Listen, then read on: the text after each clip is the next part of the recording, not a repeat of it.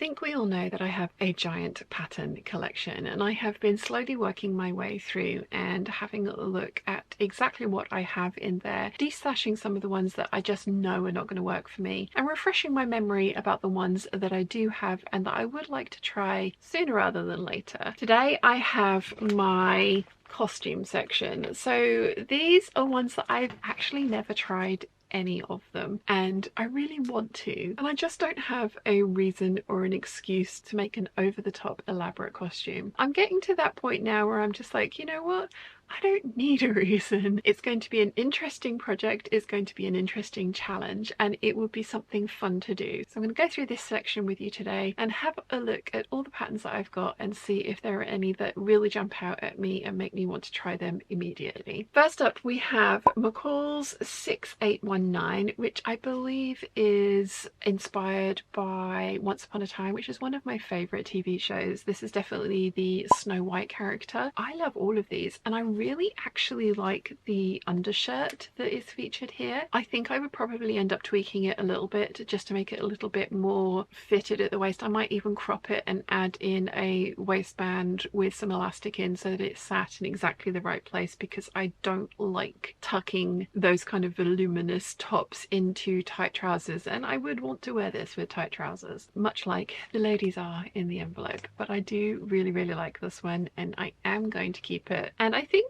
tweaked, some of these pieces could actually be something that work for everyday use. So yeah, this one's definitely staying. This next one is Simplicity 5386, and I bought this a good 20 odd, possibly 25 years ago. My dad was doing a pantomime, and it was going to be his final pantomime for a while. He was playing Abanazar in Aladdin, and he wanted me to make his costume for him. I ended up going with this pattern, which is Simplicity 9887. I ended up making the cloak out of this, and then some very kind of like elaborate over-the-top gloves, shoes and other things, but he wanted a long robe type coat. So I bought this one thinking possibly, but my skills at that time were definitely not up to this. Cloaks, yes. Coats, no. Obviously this is inspired by The Matrix.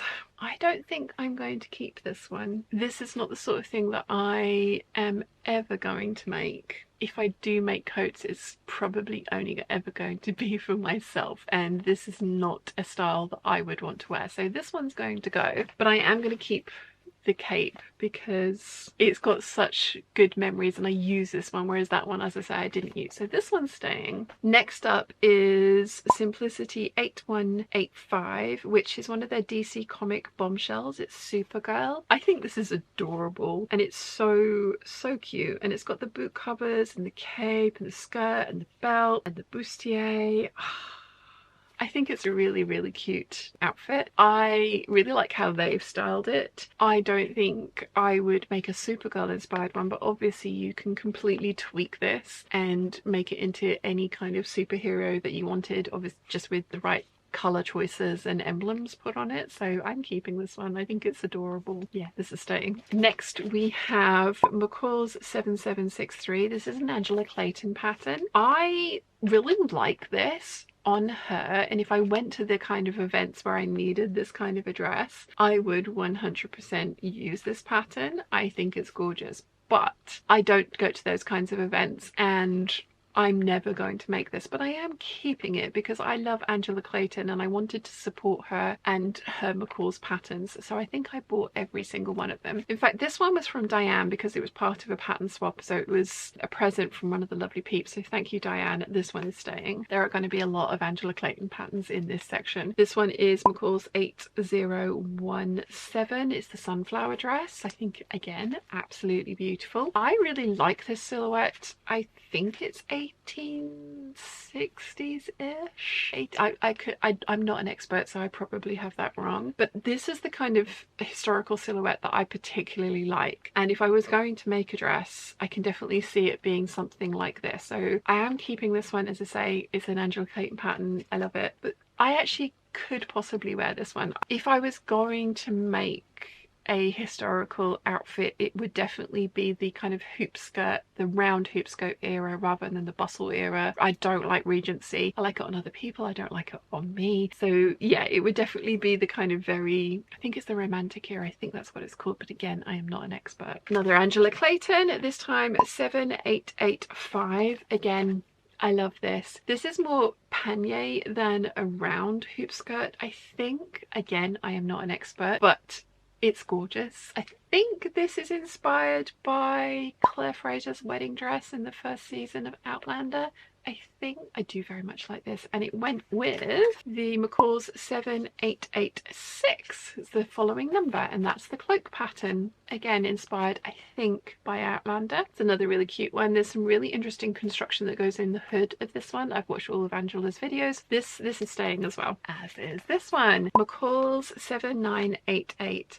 I really love the bodice of this one. I can see myself attempting this bodice with like a shorter skirt. I think that could actually work for me for like an everyday dress. I think. I say that, I have so many dress patterns that probably won't happen, and if it does get made, it will be actually end up being historically adjacent, because again, I'm no expert, and yeah, but it's a gorgeous pattern. I'm keeping it. It's probably going to be the story for all of these ones. We've got McCalls 7826, another Angela Clayton one. I have absolutely no idea what era this is from. It kind of looks like a robe a la Francaise, but I don't think it is because it doesn't have all the Watteau pleats at the back. I do watch some historical channels, so I think I'm somewhat accurate in those descriptions, but I'm not 100% sure. Again, I think it's beautiful. I think she did a really good job. I like how it looks on her. I'm pleased that I have it. This is more of a collection than things that are actually going to get made, I feel. Like, especially this one. This is McCalls 7941, and this is the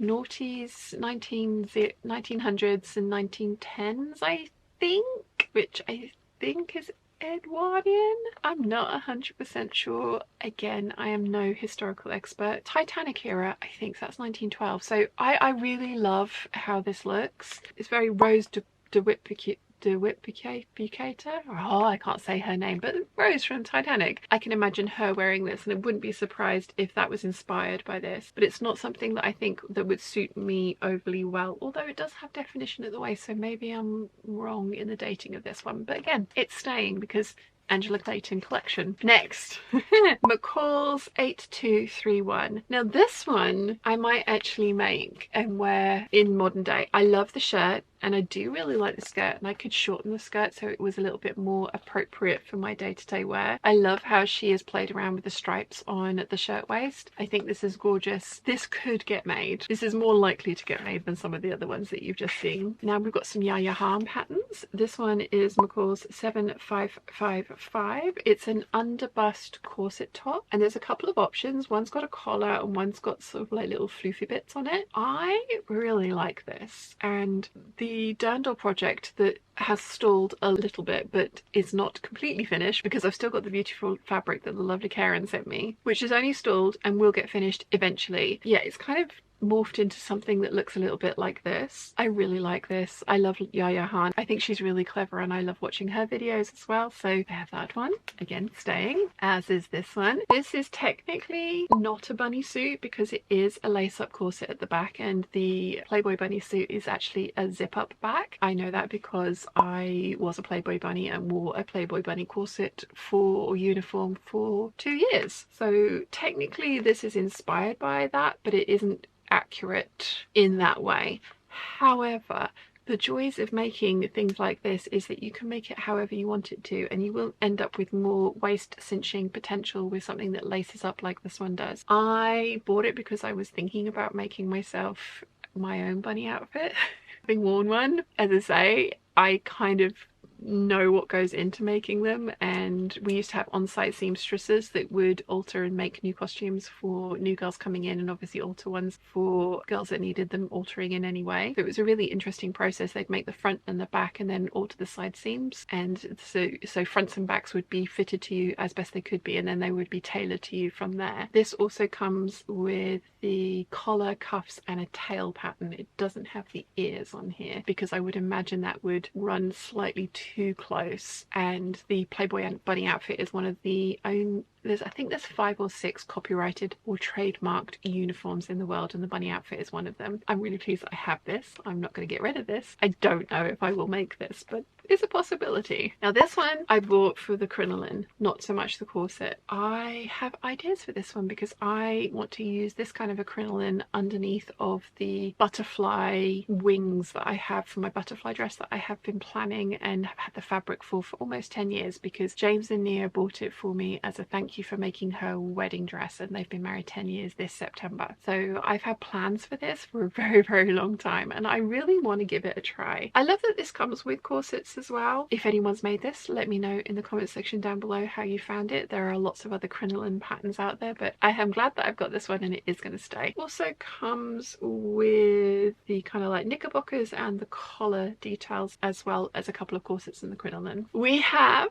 another Once Upon a Time inspired pattern. This is McCalls 6818, and this time it's inspired by Regina Mills, the Wicked Queen. I have been wanting to make a Wicked Queen outfit for ages. I absolutely love the costuming on that show, Regina Mills or the Evil Queen or the Wicked Queen specifically. Her outfits were amazing and so glittery. My inner magpie was very happy watching that program. This is quite interesting. It comes with the cape, the coat. It's got, sorry, I beg its pardon, capelet, cape, coat, and then also the little dicky. So this one could be quite interesting, and it is something that I've had in mind to make for a very, very long time. So this one's staying as well, as are these two. This is Simplicity 8579 and 8578. These are the American Duchess robe a la Francais. This has definitely got the Watteau pleats in it, so, and the skirt, and then the panier and the stays. I believe these are stays and not a corset. I will say stays. So yeah, I have both of these patterns, which are meant to be used in conjunction with each other. When I was a kid, I used to draw